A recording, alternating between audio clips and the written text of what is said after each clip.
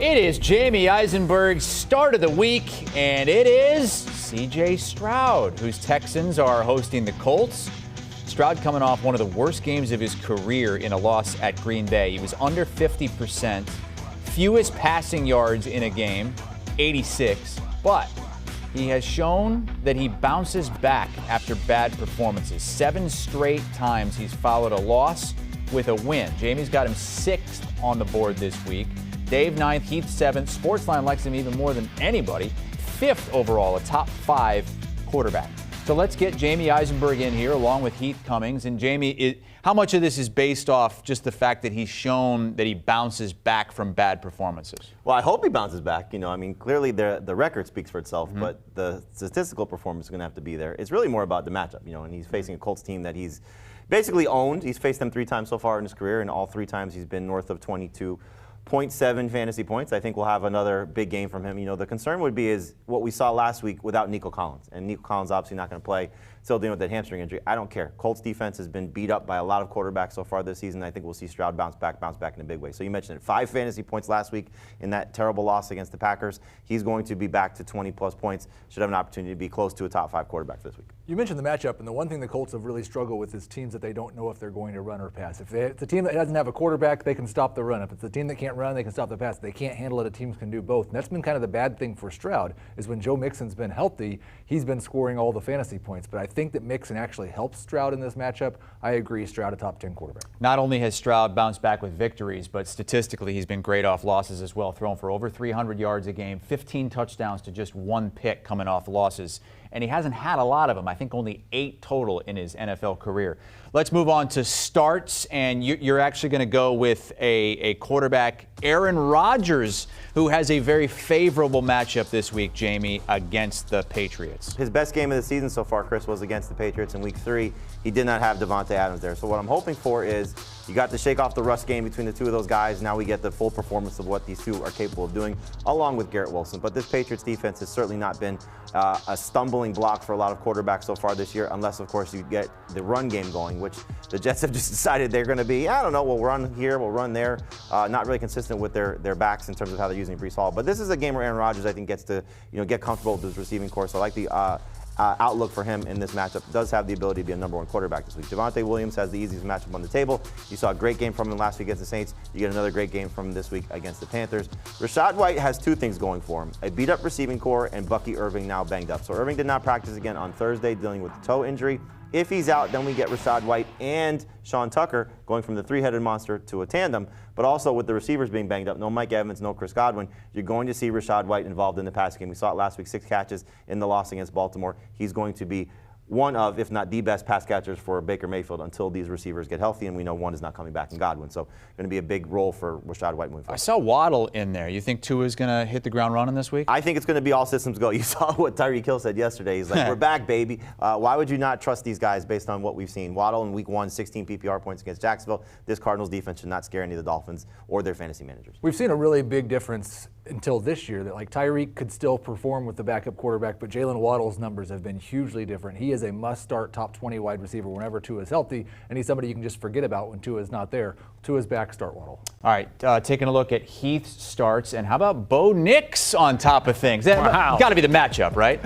It is 100% the matchup. Well, you know what? It's 85% the matchup.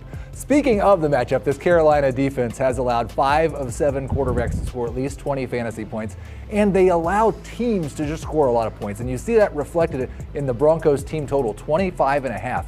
Who would have thought the Denver Broncos would have a top 5 team total on a week? And when you look at how they've scored touchdowns so far this season, 8 of their 11 touchdowns have been Bo Nix passes or rushing touchdowns.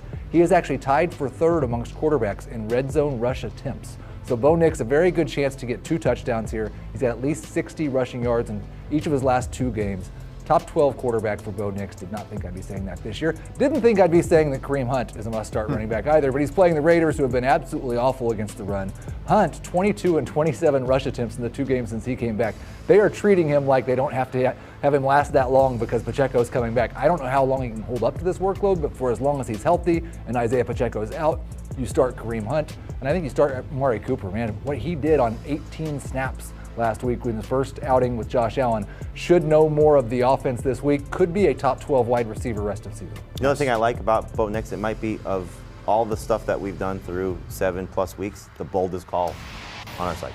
You think so? Yeah, I mean, look, he's top 12 quarterback. He's calling him a #1 quarterback. I don't think anybody's had him ranked that high in the industry. And not near as bold as Sportsline, who has him as QB4 this week. QB4, even ahead of your start of the week, CJ Stroud. All right, guys that you're sitting this week, Heath, and Xavier Worthy is one of those guys. Does that have to do with the trade the Chiefs just made? Well, I think it's kind of with the chicken or the egg situation here. Does Xavier Worthy's play so far this year have to do with the Hopkins trade, or is the Hopkins trade the reason that he's not a start? He's a big play merchant, and then he can go make your day in one play, but he also might get 5 targets and score 4 fantasy points. If he doesn't get that big one over the top, you just can't count on him. I think the Hopkins trade shows you that the Chiefs know that. They can't put him into that high volume Rashee Rice or Juju role.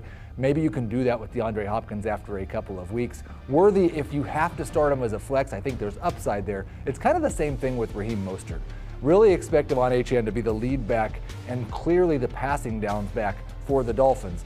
Mostert does still have the ability to hit one big play, but I don't think he's going to have the volume and certainly not the target volume to be a must-start running back, not a top 30 guy for me. This Arizona defense has actually been better lately against the run than they have been against the pass.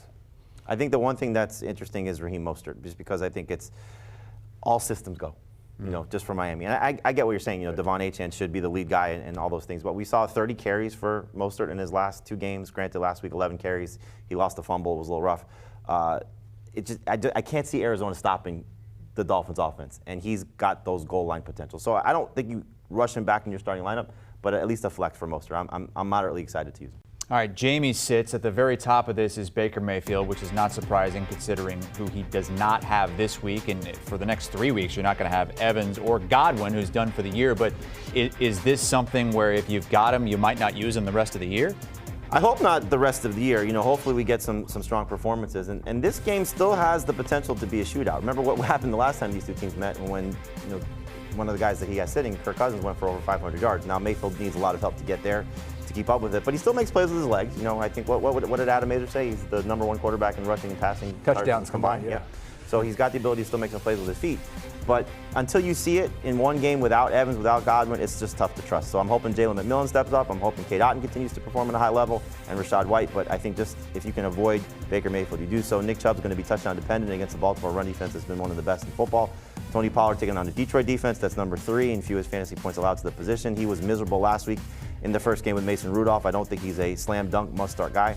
Deontay Johnson, you know the story. Without Andy Dalton, it's been bad for him, and Bryce Young starting with the thumb injury that Dalton sustained, on top of the fact that Patrick Surtain may play for the Broncos, and he just eliminates all wide receivers. So if you have Deontay Johnson in your lineup, you probably want to remove him. And the only guy that I would start on that list is Tony Pollard, and it is a terrible matchup, and he wasn't very good last week, but he has looked like himself this year, and he's probably going to touch the ball 20 times, and it's just hard to sit a running back with that much opportunity. He just has to pop 1 of those 20. All right, that's our fantasy update from Heath Cummings and Jamey Eisenberg here on CBS Sports HQ. What's on the latest FFT podcast, Jamey? So today we did the AFC home games. Tomorrow we have the NFC home games. We got our mailbag. We got our Sunday morning Q&A where we answer all of your questions. We basically just podcast all the time, Chris. So we're not sitting here next to you. We're just podcasting and podcasting and podcasting. But that's why we help all of our fantasy listeners and managers win their leagues. They are pod gods over there at FFT.